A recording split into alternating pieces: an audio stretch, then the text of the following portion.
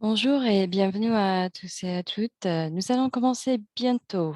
En attendant, vous pouvez écrire dans la boîte chat qui vous êtes et d'où vous nous rejoignez.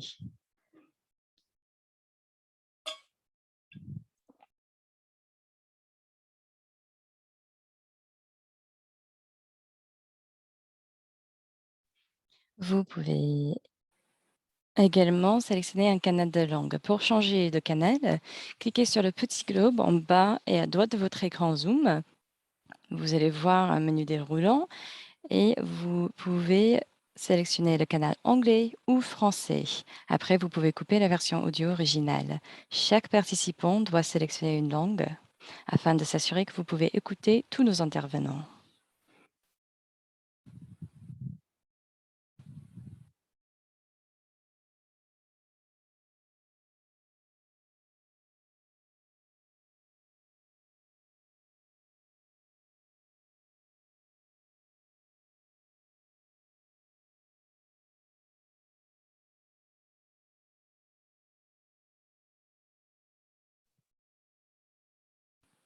Vous pouvez choisir si vous voulez continuer à voir les sous-titres pendant la session.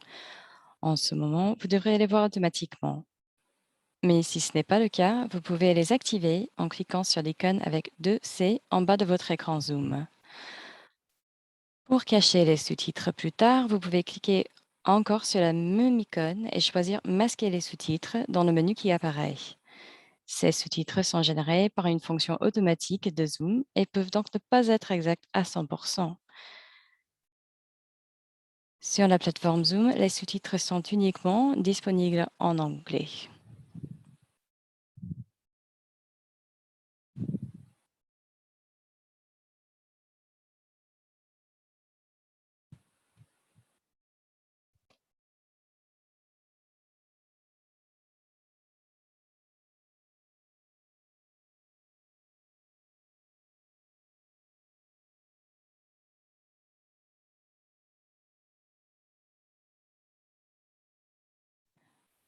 En outre, nous partageons quelques questions de sondage.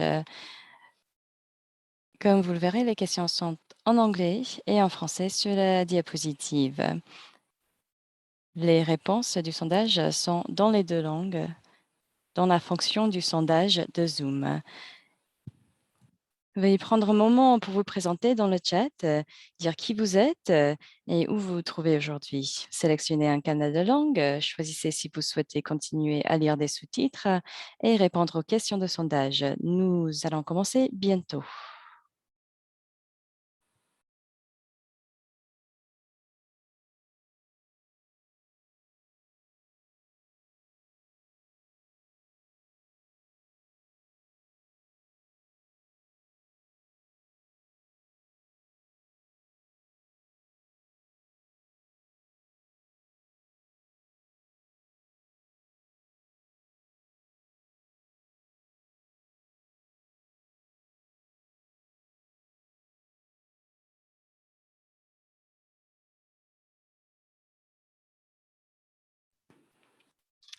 Donc, veuillez prendre quelques minutes pour vous présenter dans la boîte chat. Vous pouvez choisir si vous voulez continuer à voir les sous-titres et veuillez répondre aux questions de sondage. Nous allons commencer dans quelques instants.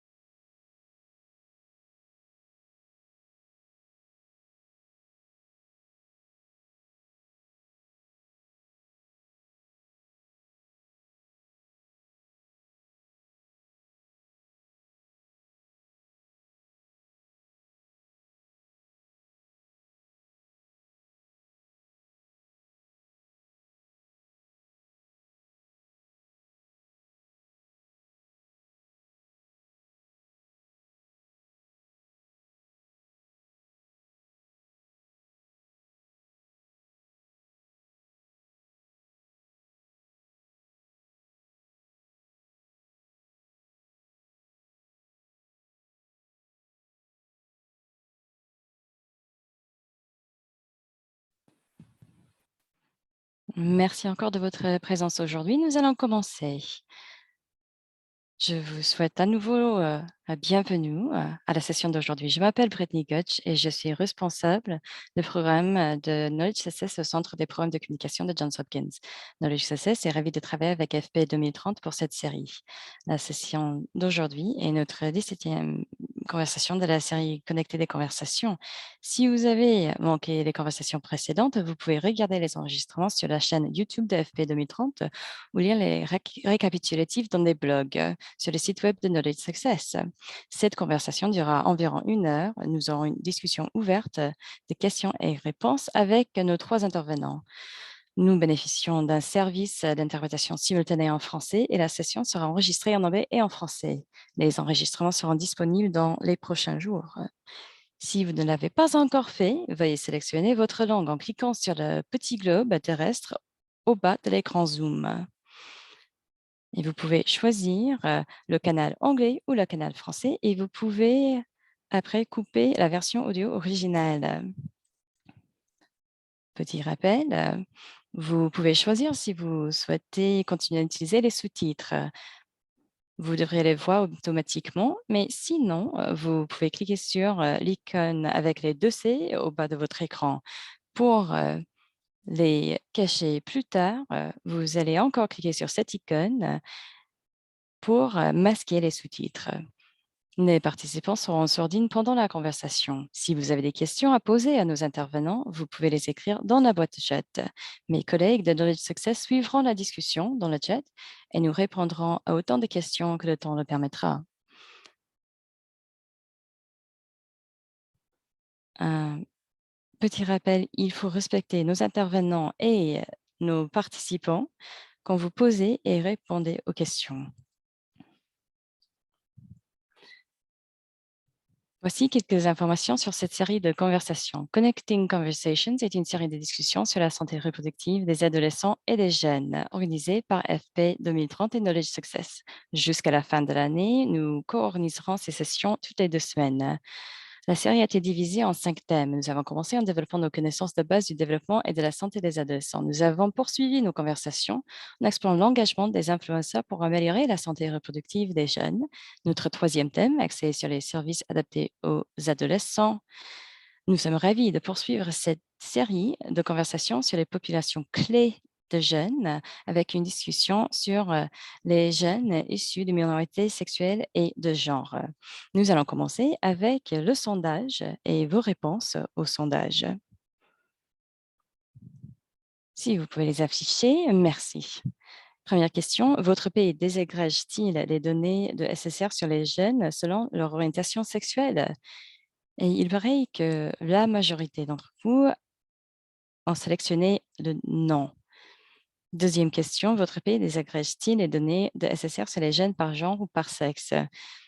Et oui, la réponse la plus populaire était oui, hommes, femmes. Troisième question, les jeunes issus de minorités sexuelles et de genre sont-ils pris en compte dans les politiques nationales de SSR de votre pays? La plupart d'entre vous ont sélectionné pas sûr, pas certain. Voilà quelques questions que nos intervenants vont aborder aujourd'hui. Merci d'avoir répondu à ces questions.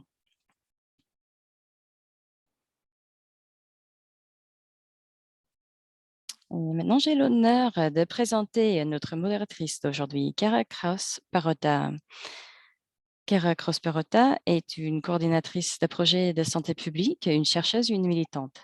Elle est responsable de projet au Centre d'apprentissage, recherche et innovation pour les filles du Population Council. C'est un centre de recherche mondial qui produit, synthétise et explique les données probantes pour transformer la vie des adolescents.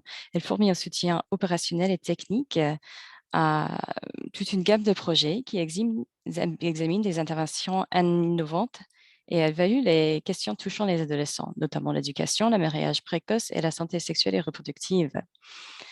Elle est une défenseuse des droits des personnes LGBTQI+, et elle dirige une première revue de la littérature sur la santé et le bien-être des adolescents appartenant à des minorités sexuelles dans les pays à faible et moyen revenu. Cara a obtenu une licence en biologie moléculaire au Skidmore College et actuellement, elle termine son master en santé publique dans le domaine de la santé communautaire. Cara, vous avez la parole. Je suis ravie d'être ici aujourd'hui. Bonjour, bon après-midi, bonsoir à vous tous. Je suis ravie de présenter nos 4 panélistes qui sont ici avec nous aujourd'hui. D'abord, nous avons Sean Lord. Sean Lord est un travailleur social et un défenseur de la jeunesse dynamique qui possède un talent pour établir, construire et maintenir des relations, plus particulièrement avec des jeunes qui peuvent être considérés comme défavorisés et vulnérables. Il contribue au développement social tout en promouvant les droits de l'homme et le bien-être. Et maintenant, nous avons Saro Imran, qui est une jeune activiste et entrepreneuse transgenre pour les droits humains et le développement. Elle a travaillé dans le domaine des droits de l'homme et du développement avec diverses organisations nationales et internationales. Elle a participé au processus de l'examen périodique universel des Nations unies en 2017 en contribuant à la présentation des rapports sur les problèmes de droits sexuels et reproductifs rencontrés par les jeunes au Pakistan. Elle a également travaillé sur différents projets de recherche visant à comprendre et à mettre en exergue les problèmes des communautés marginalisées. Elle a également travaillé avec l'Université de Harvard et l'UNICEF pour des recherches basées sur le plaidoyer, telles que Choice et Voice, les perspectives du peuple sur les services sanitaires au Pakistan et en Asie du Sud. Troisième intervenant, Ramesh Nadim, qui est un jeune militant musulman qui supervise le Conseil de leadership des jeunes musulmans, MyLC, et le Conseil international de leadership des jeunes. Il a reçu son diplôme en 2019 avec son baccalauréat des arts de l'université de Southwestern University. Il est aussi directeur de la programmation à IAM et il travaille sur les questions musulmanes nationales et les cadres internationaux des droits humains dans des publications des espaces tels que The Austin Chronicle, Teen Vogue, USA Today et Facing Race. Quatrième intervenant, Jessie Castellano, une psychométricienne et militante pour la sensibilité au genre, les droits des transgenres ainsi que les thèmes liés à la SOGI. Elle a obtenu sa licence en psychologie avec une spécialisation en psychologie clinique. Elle a été coordinatrice nationale des Philippines pour YAFP et responsable de programme pour Transcend by Love Yourself. Elle a été responsable de programme pour la durabilité des programmes et les services VIH pour les jeunes en Asie du Sud et elle travaille pour amplifier les voix et le réseau transgenre au Thaïlande. Elle suit actuellement des études complémentaires sur la santé à travers le spectre des genres à l'Université de Stanford et sur la dysphorie de genre. Merci de nous avoir rejoints. Nous sommes très heureux de pouvoir échanger avec vous. Et donc, nous allons discuter des termes et des mots que nous employons lorsque nous évoquons les LGBTQI.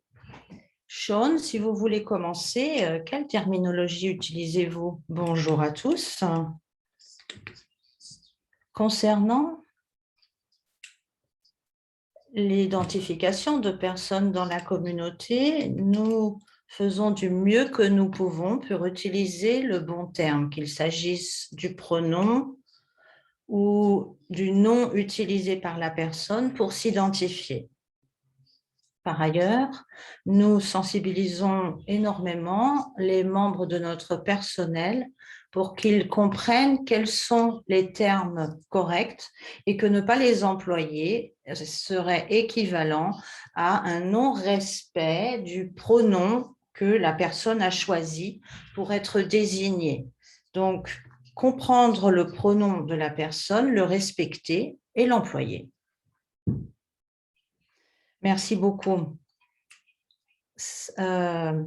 Saro, est-ce que vous souhaitez intervenir maintenant? Vous m'entendez?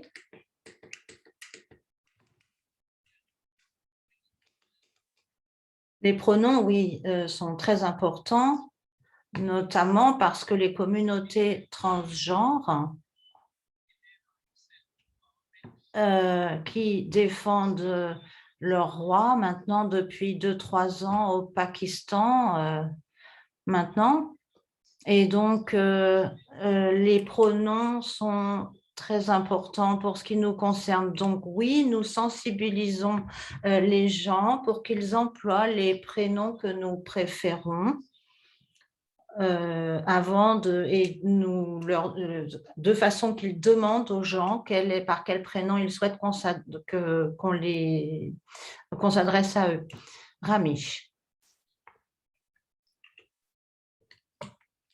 Nous utilisons tous ces termes dans nos documents officiels, mais dans la pratique, nous utilisons allo genre et transgenre dans notre travail. Et nous utilisons le vocabulaire de la transidentité de façon mondiale. Donc, dans les différents groupes, à différents moments, nous utilisons trans, nous utilisons autre chose, nous utilisons transidentité.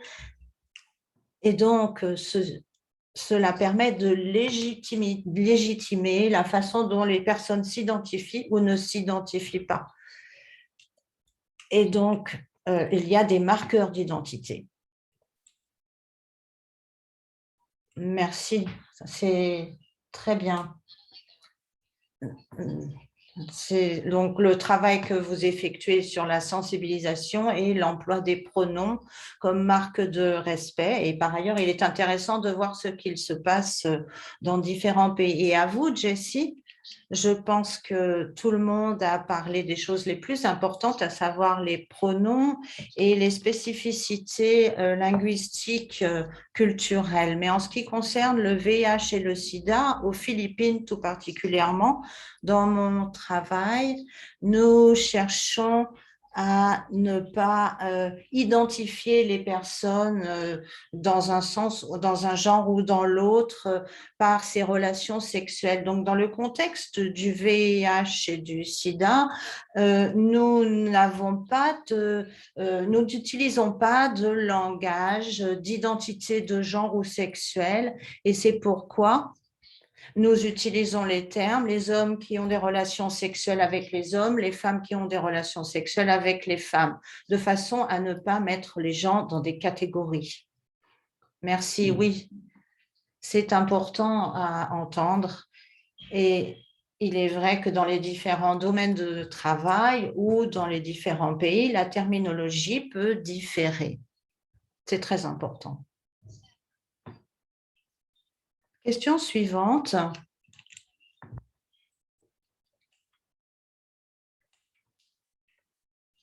Faites-nous connaître, s'il vous plaît, les besoins et les difficultés des jeunes, des organisations dans lesquelles vous travaillez, donc, et concernant les personnes des minorités sexuelles. Jessie, je vais vous demander de commencer.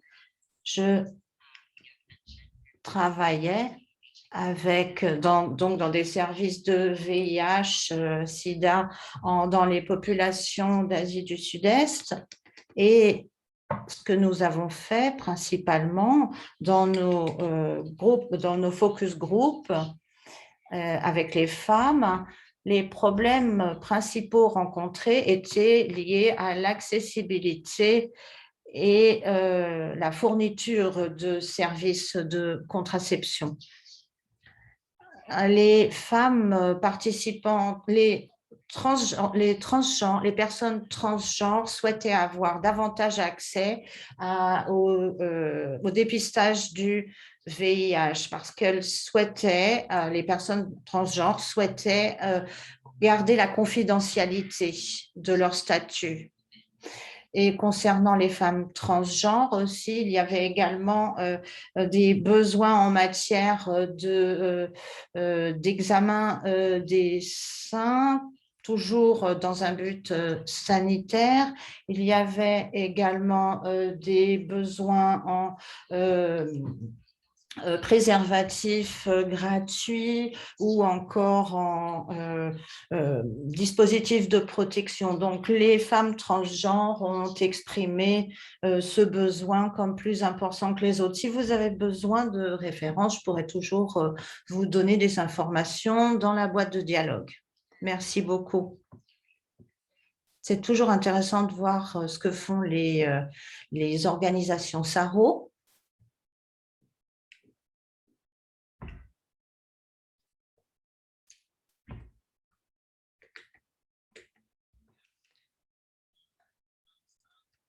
Au Pakistan,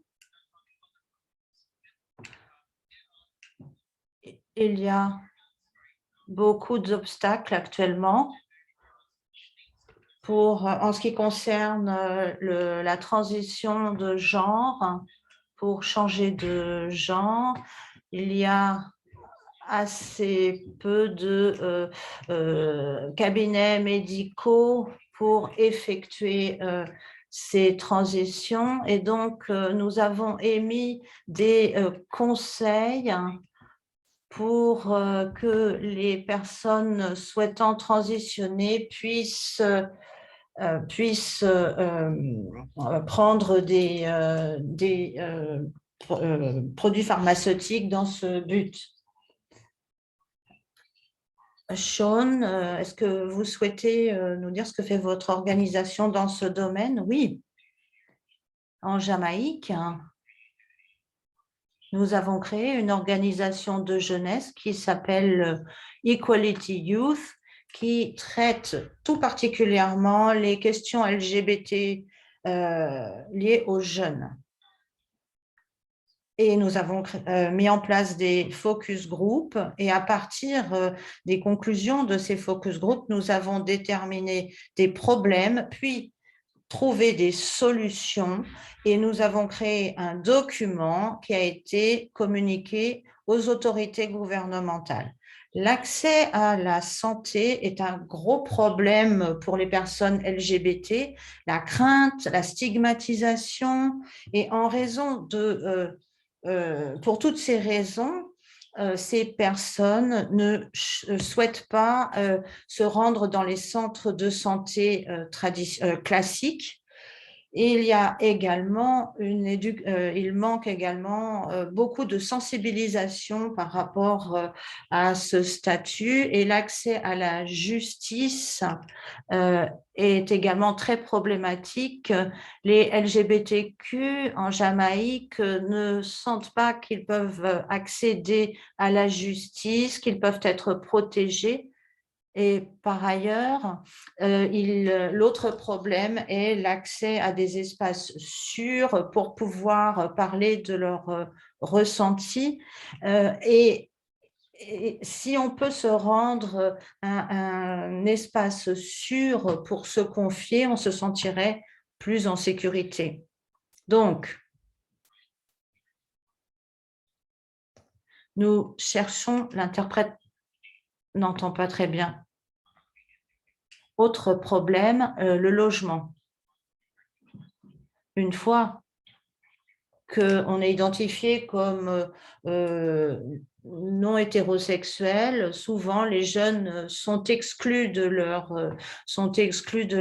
logement et se trouvent sans abri. Donc souvent, il faut trouver des refuges ou des endroits pour loger ces jeunes. Merci beaucoup. Merci pour avoir souligné ces problèmes. Nous évoquons tout particulièrement la santé reproductive et sexuelle, mais il y a d'autres points qui entrent en ligne de compte. Et donc, travailler au sein des communautés au service desquelles vous êtes est très important et permet de mettre en place des programmes adaptés. Merci de nous avoir expliqué ceci. Ramesh, vous êtes le dernier, mais pas des moindres. Concernant des espaces culturels, l'un des carences est que les jeunes, souvent, on ne traite qu'un seul aspect de la problématique des jeunes. Par exemple, une des choses que nous avons entendues dans les focus group et dans les sondages est qu'il n'y a pas les espaces musulmans souvent ne sont pas sensibles à la problématique de ces jeunes.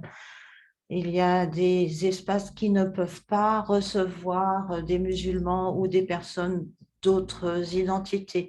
On voit la même chose aussi chez les fournisseurs de services. Certains ont des capacités d'accueil et ils voient quelqu'un arriver qui, de toute évidence, est musulman et souvent, cette personne ne se verra pas offrir les mêmes prestations à partir justement des suppositions que l'on a sur leur apparence. Donc, nous cherchons à expliquer à nos interlocuteurs comment pouvoir accepter et accueillir des personnes sans supposer des choses sans les savoir. Effectivement, c'est vrai que l'identité totale des personnes, l'identité de genre n'est qu'un aspect de l'identité d'une personne, effectivement, vous avez bien fait de le souligner. La question suivante concerne les normes sociales. Les normes sociales et les rôles des jeunes en tant que parents, enseignants, ont souvent une incidence sur la santé sexuelle et l'activité sexuelle des jeunes. Quels sont dans quelle mesure les rôles que jouent les modèles et les enseignants, les adultes dans la vie des jeunes ont-ils un impact sur ces jeunes? En Jamaïque, la question prédominante est que on voit les choses, mais tant qu'on ne dit rien, on ne sait rien. Généralement, si vous avez une identité sexuelle qui n'est pas dominante, mieux vaut la taire. On ne dit rien et on ne parle de rien. Sinon, on risque d'être ostracisé, même dans ses amitiés, dans ses relations professionnelles, on ne révèle pas ce genre d'informations.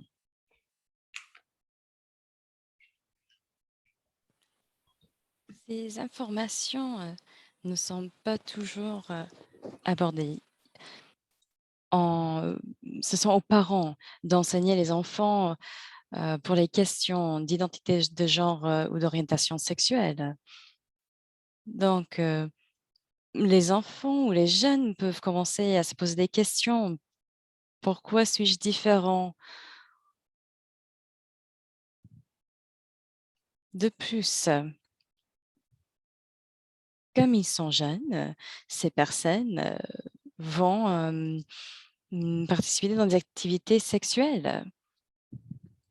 Et les jeunes vont cacher ces informations parce qu'ils ne veulent pas que leurs parents découvrent qu'ils sont en train d'avoir ces relations sexuelles. Parce que bien sûr, les rapports sexuels avant le mariage est quelque chose de très tabou.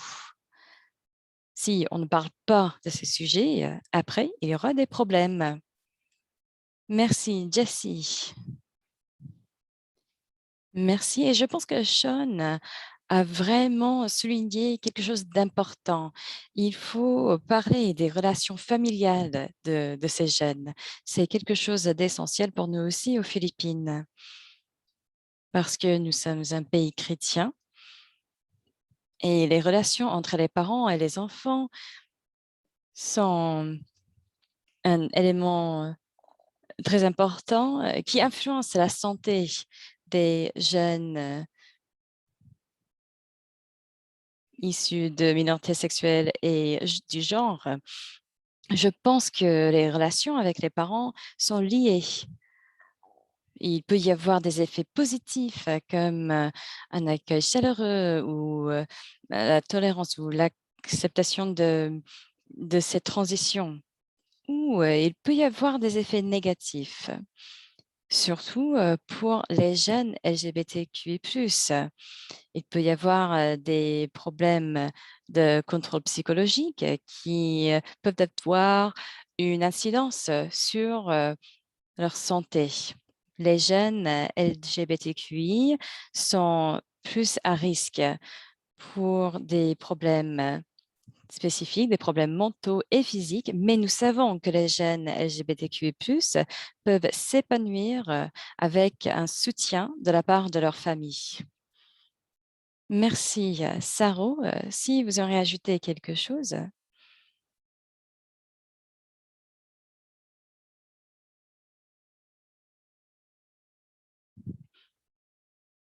Oui, vous m'entendez? Oui.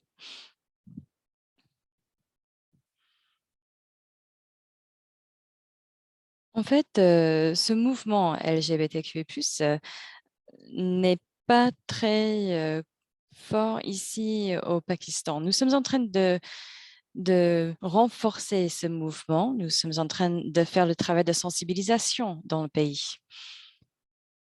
Nous avons besoin de plus de campagnes et nous sommes en train de travailler sur des campagnes de sensibilisation, mais nous savons qu'il y a eu des changements, au niveau national, mais nous aimerions, encourager plus de changements au niveau,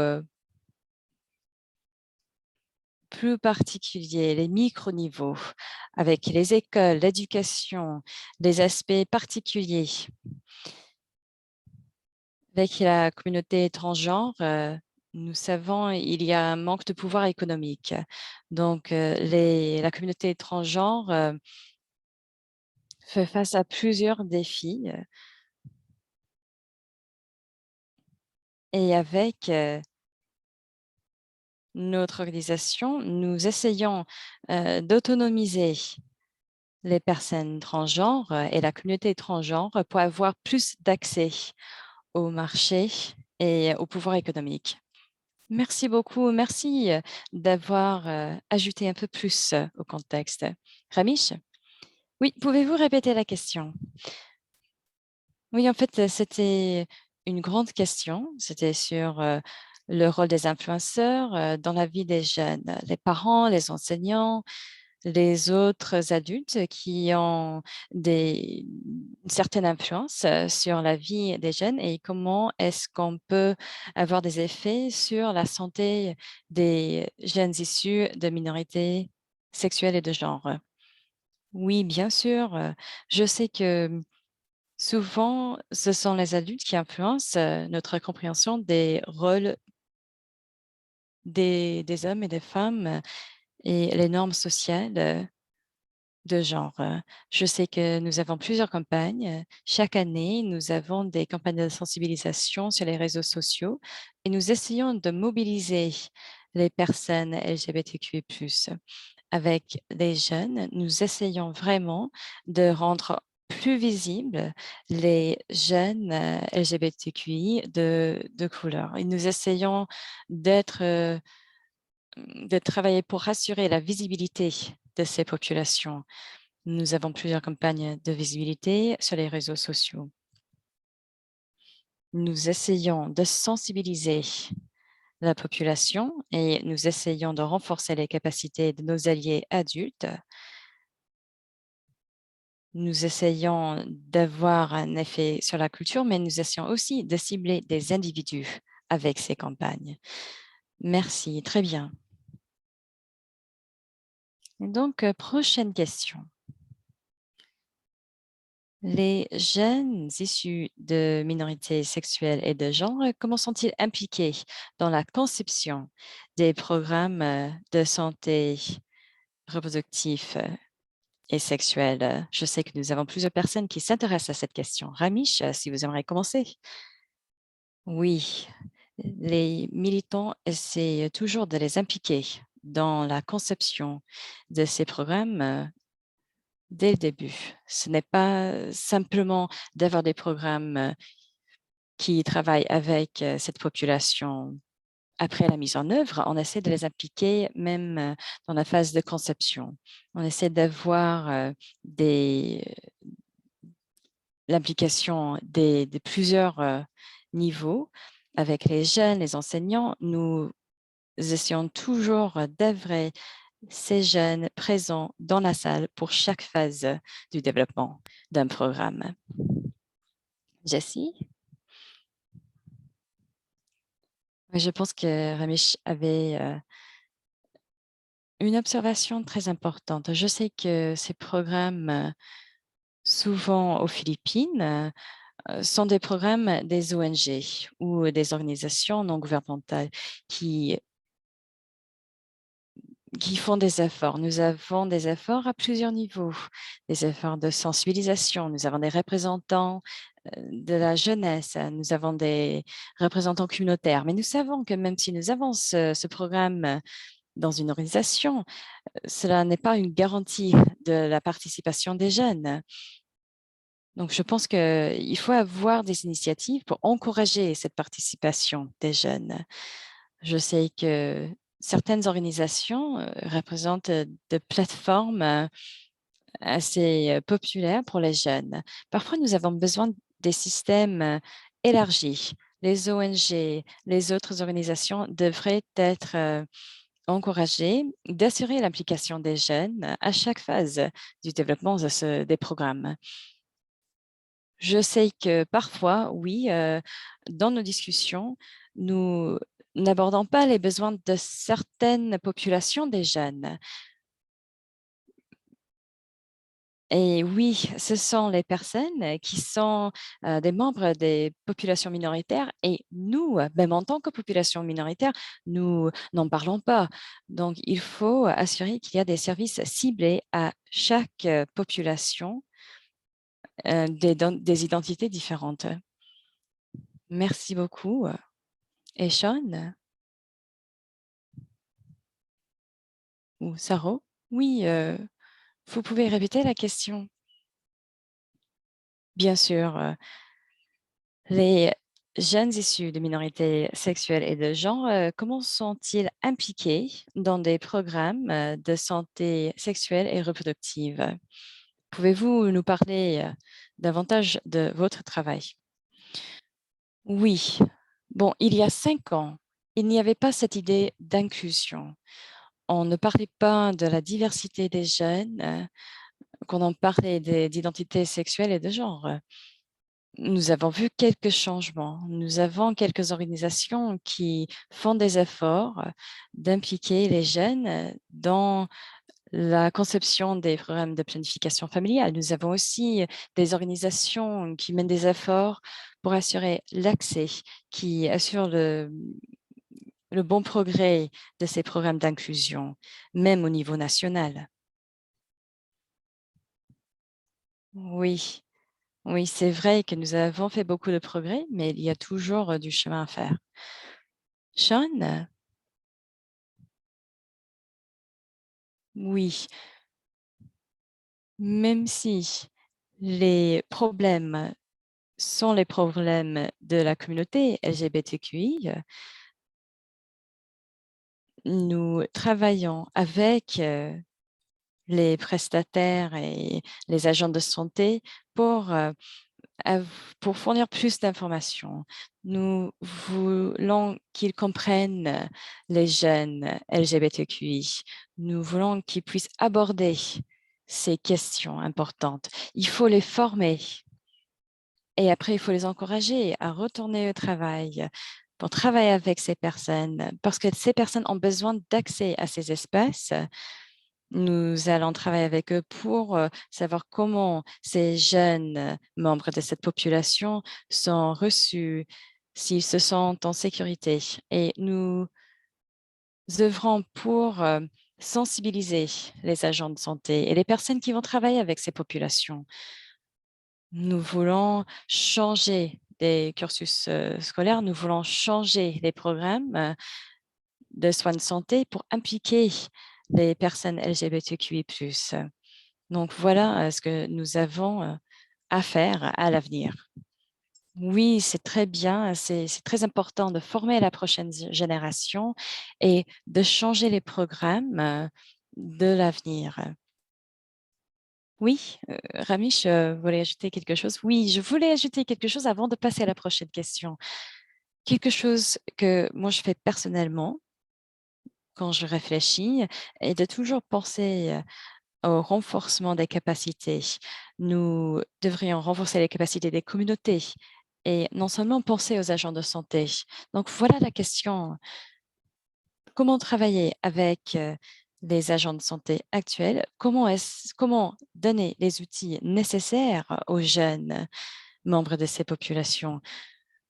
Je pense que ça devrait toujours être une ligne directrice pour la conception de ces programmes. Merci beaucoup d'avoir partagé ces informations. Et oui, je pense que c'est toujours l'espoir que nous n'aurons plus de travail dans ce domaine à l'avenir, que à l'avenir, ce sera la norme.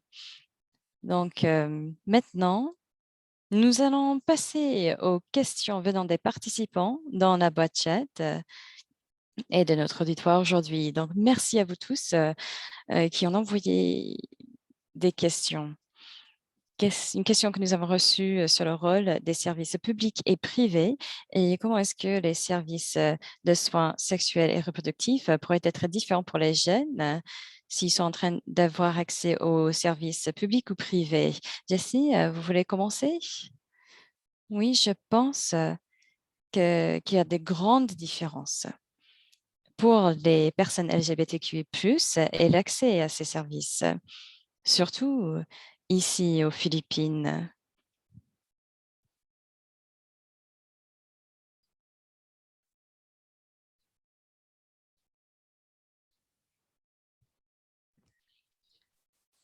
J'ai vu une question, c'est très compliqué d'obtenir des services de SSR.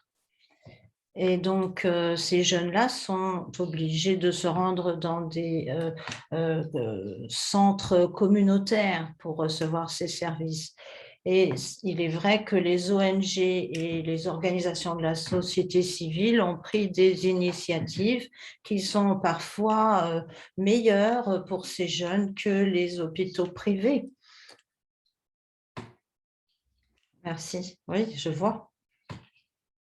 Est-ce que quelqu'un d'autre souhaite ajouter quelque chose? Oui, je souhaite ajouter qu'en Jamaïque, si on est LGBT, votre accès à la santé est lié à votre statut social. Si vous venez d'une classe sociale élevée, vous avez accès à la santé comme tout le monde. Si vous venez d'un milieu modeste, vous aurez beaucoup plus de mal à accéder à la santé. Et parfois, vous n'aurez absolument aucun service de santé basé sur votre identité. Donc, nous cherchons à rendre les services de santé plus inclusifs, à faire en sorte qu'ils permettent à tout le monde d'avoir le même niveau de soins, qui que nous soyons, quel que soit notre niveau social ou notre classe sociale. Merci. Ramish, que souhaitez-vous ajouter? Rien.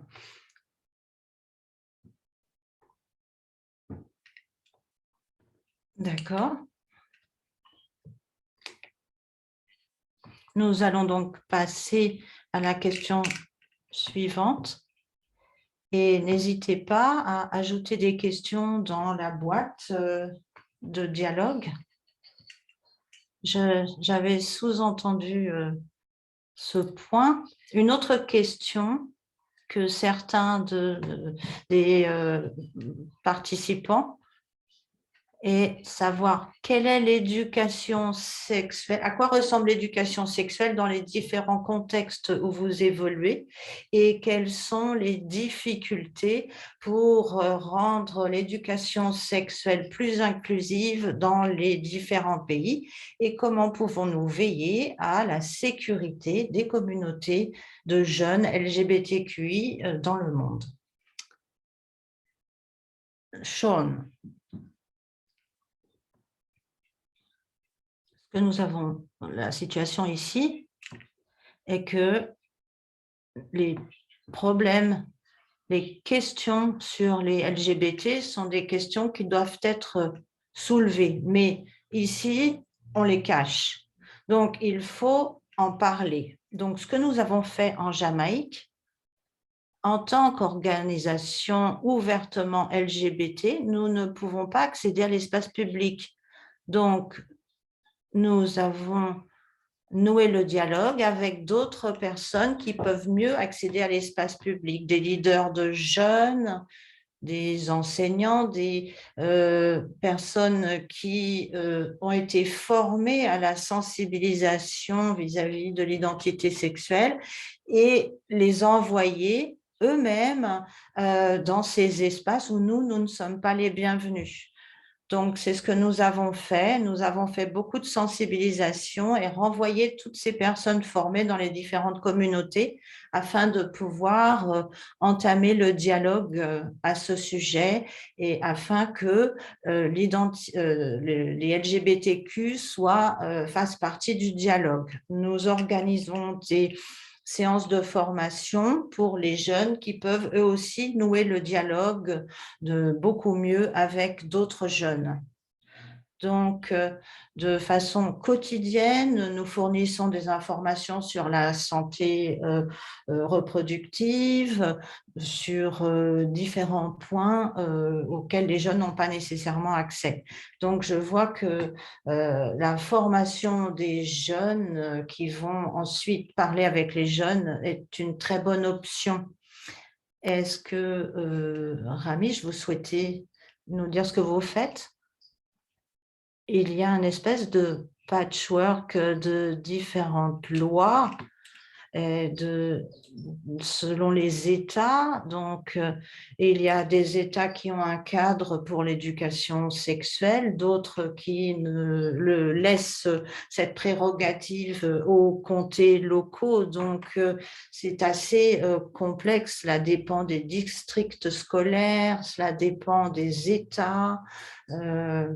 Donc, pour lutter contre toute cette diversité des lois, depuis un certain nombre d'années, nous avons fourni à des jeunes un accès aux informations par rapport à leurs orientations sexuelles.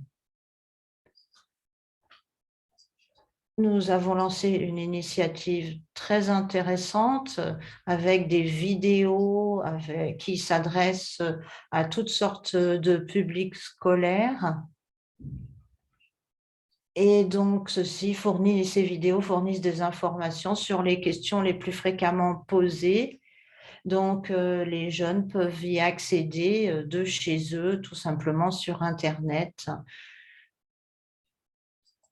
Et nous avons également traduit ces vidéos dans différentes langues et contextes culturels afin d'atteindre plus de personnes. Excellent, excellent, merci. Jessie, que pouvez-vous ajouter là-dessus? Je pense que l'éducation sexuelle aux Philippines est très difficile à mettre en œuvre car certaines personnes issues des Philippines seront d'accord pour dire qu'il y a beaucoup de difficultés à inclure l'éducation sexuelle dans les programmes scolaires. Il y a des groupes religieux qui s'y opposent, l'Église catholique, parce que ceci est contraire à leurs convictions religieuses. Donc, souvent également, les parents ne sont pas d'accord. Donc, j'aimerais bien ajouter que, comme a dit Ramesh, que la plupart des jeunes obtiennent leur éducation sexuelle sur TikTok, comment mettre un préservatif, tout ceci, on peut le trouver. Et donc, effectivement, les jeunes utilisent cette plateforme, ça la donne de bons résultats. C'est comme cela que nous avons contourné la difficulté. Merci. Est-ce que vous êtes toujours là, Saro? Il semblerait que Saro n'est pas parmi nous. Je pense qu'elle s'est déconnectée.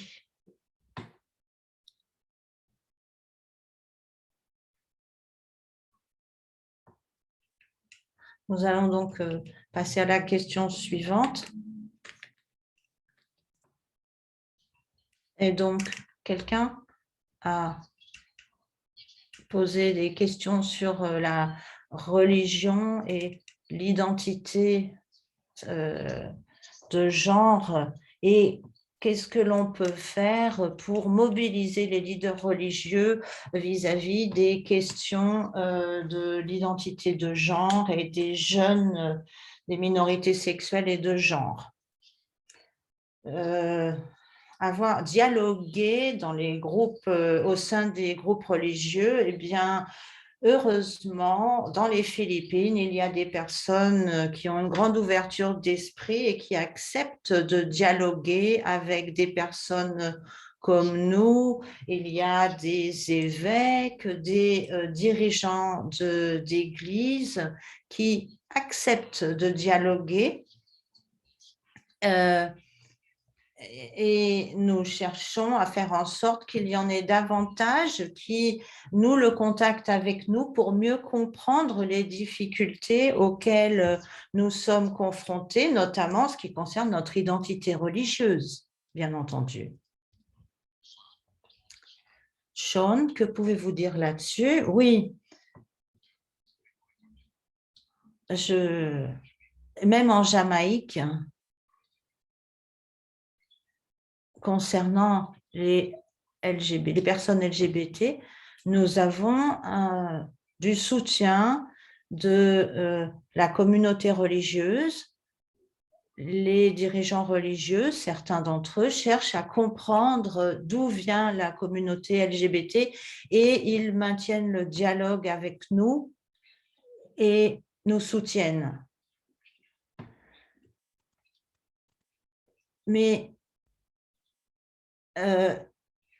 ce n'est pas dans toutes les communautés religieuses, mais disons que l'Église en Jamaïque est relativement ouverte d'esprit. C'est une bonne nouvelle. Et donc, ceci doit faciliter votre travail. Ramesh?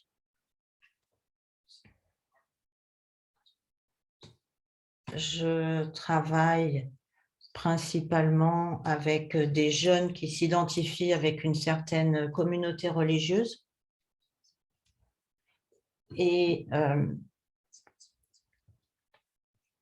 il y a eu beaucoup de travail pour essayer de changer de culture, pour s'adresser à de jeunes musulmans qui sont aussi, qui ont une autre identité de genre que la dominante, et donc vérifier et veiller à ce que ces identités soient visibles, rassurer les jeunes pour leur dire qu'il est tout à fait acceptable qu'ils aient l'identité sexuelle qu'ils choisissent. Donc, le travail a souvent consisté à aider les jeunes à créer des espaces sûrs et à voir leur ressenti plutôt que à les avoir. Nous avons, l'interprète n'entend plus, il y a trop de bruit de fond.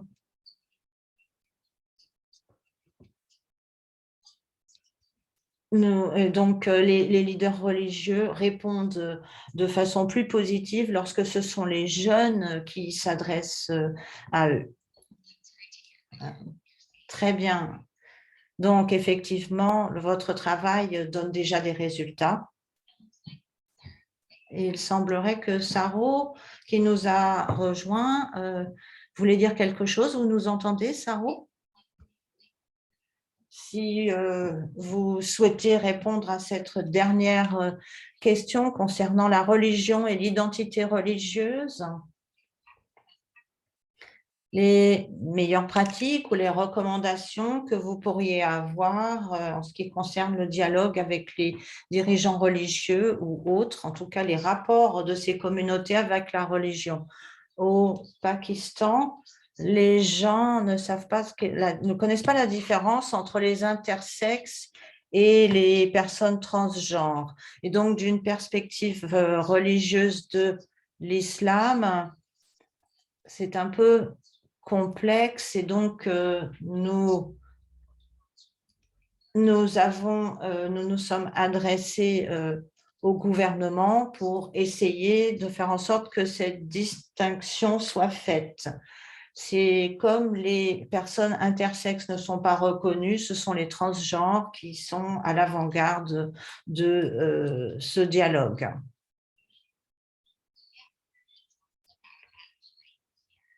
Nous devons conclure maintenant, donc je souhaiterais prendre un instant pour remercier tous les membres du panel.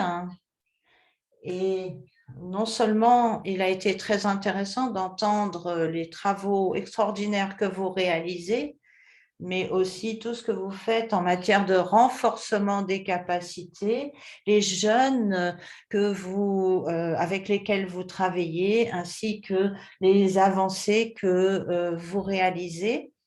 J'apprécie beaucoup le temps que vous avez passé avec nous et vous remercie. Et donc, je vais maintenant rendre la parole à Brittany qui conclura.